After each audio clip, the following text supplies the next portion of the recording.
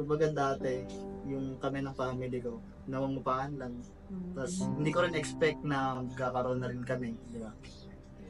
Kasi nakakatuwa kasi yung pangarap mo, matutupad na. Side tripping tayo ngayon dito sa Capas Tarlac, sa Brentwood Residences. Ito yung client natin na nag-reserve na nung March. At nakakuha sila ng corner unit dito sa Phase 2. Yung nakuha nila 74 square meters, tapos 6,800 lang yung monthly, diba? Panalo yun. Pasok na kami sa mismo subdivision ng Brentwood.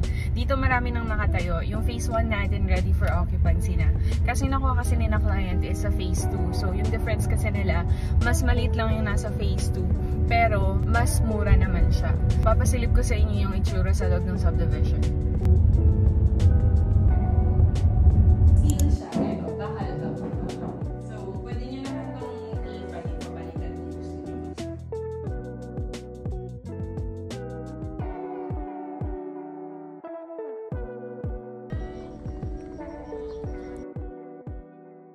Hi everyone! Sama ko ngayon yung dalawang clients natin from Etibac.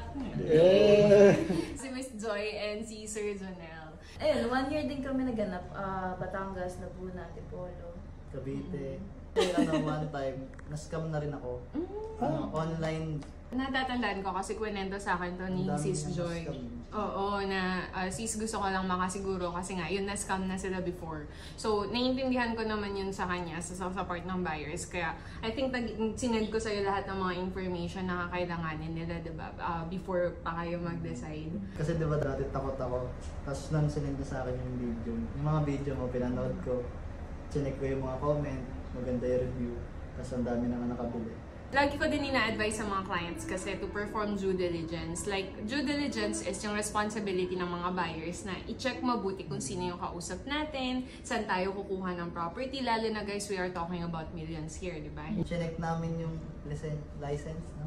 Yes. Yun yan, isa sa akin na namin. Good. Nakakatuwa kasi kumbaga dati, yung kami ng family ko, namumupaan lang. Tapos hindi ko rin expect na magkakaroon na rin kami. Diba? Kasi nakakatuwa kasi yung pangarap mo, matutupad na. Diba? Yes! Detalyado lahat. Sabi niya naman yung mga kailangan, tsaka yung process sa pag-ibig. Sa requirements.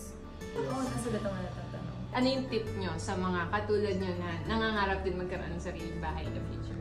Well, it's never too late naman kung kumuha ng bahay. Pangarap ka lang. Huwag ka pang hinaan ng loob na matanda na ako, hindi ko na kaya yan. Kasi may tamang oras para sa mga bagay-bagay. Congratulations! Samahan niyo ako guys in congratulating them. Yay! Yes!